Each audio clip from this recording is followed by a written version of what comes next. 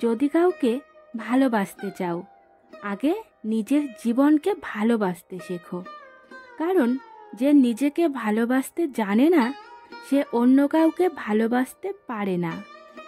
কাউকে ভালোবাসাটা পাগলামি, কারো ভালোবাসা পাওয়াটা উপহার।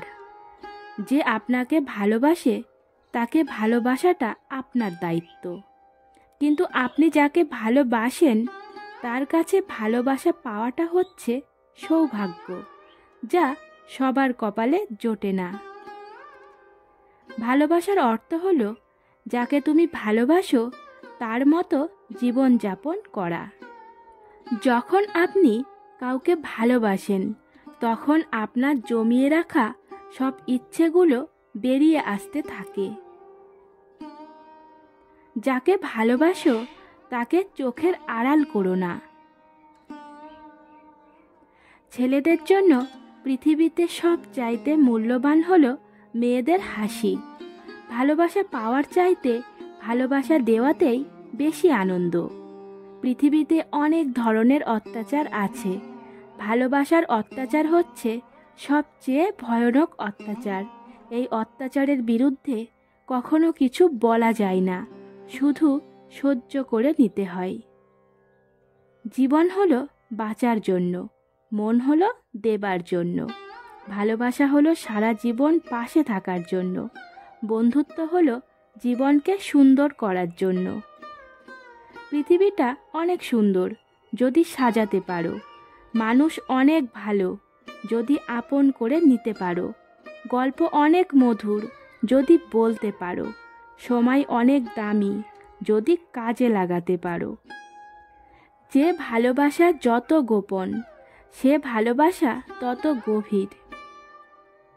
দ্বিতীয়, তৃতীয়, চতুর্থ, পঞ্চম প্রেম বলে কিছু নেই। মানুষ যখন প্রেমে পড়ে তখন প্রতিটি প্রেমই প্রথম প্রেম। ভালোবাসা দেওয়ার জিনিস, নেয়ার জিনিস নয়। আপনি যদি ভালোবাসা দেওয়ার চেয়ে ভালোবাসা পাওয়াতে বেশি সুখ পান, তাহলে আপনি এখনো ভালোবাসার গভীরে যেতে পারেননি। গভীর ভালোবেসে যে সুখ পাওয়া যায়, তার সাথে প্রায় অন্য কোনো সুখের তুলনা চলে না। আসলে আমাদের মন খুবই অস্থির।